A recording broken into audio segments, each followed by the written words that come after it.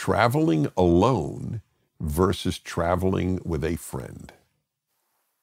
I did all of my travels until I married at the age of 32 alone, all of them. And that meant every year from 18 to 32. That's 14 years of traveling alone. That's a lot. Now, traveling with someone, especially if you know, your spouse, your girlfriend, your boyfriend, that's a terrific thing to do. I would not want to travel alone. Now I want to go with my wife. It would be depressing, frankly, not to go with her.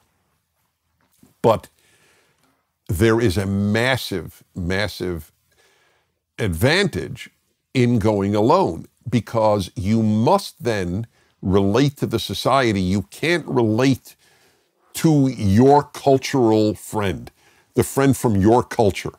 You have to live on their terms, as it were.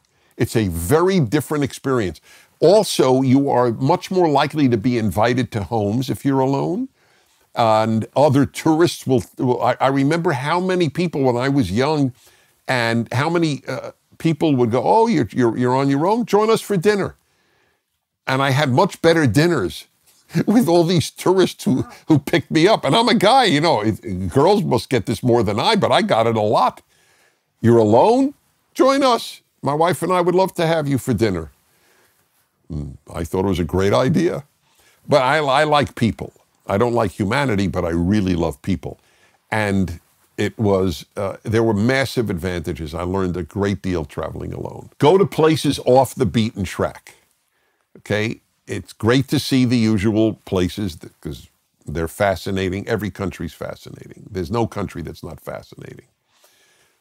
But also do something off the beaten track. People tell me, you know, they always ask, well, what's your favorite country? There's no such thing, my favorite country. I liked visiting all of them. But I will admit that if I could go back, if I had to go back to ones that I have visited, one of them would be India. And it's so colorful. It's so interesting. It's relentlessly interesting, India. And very often people will say, oh, wow, India, I don't know. Is it clean? Or some bizarre question, is it clean? What does that even mean? Is it clean? Or I'm afraid about the food. By the way, it's the most delicious food on earth is in India, as it happens. It's the only place I know I could be a vegetarian and not miss meat. That's how good the food is. But you're not living life fully if you don't visit off the beaten track. Oh yes, don't go in the summer if you can avoid it.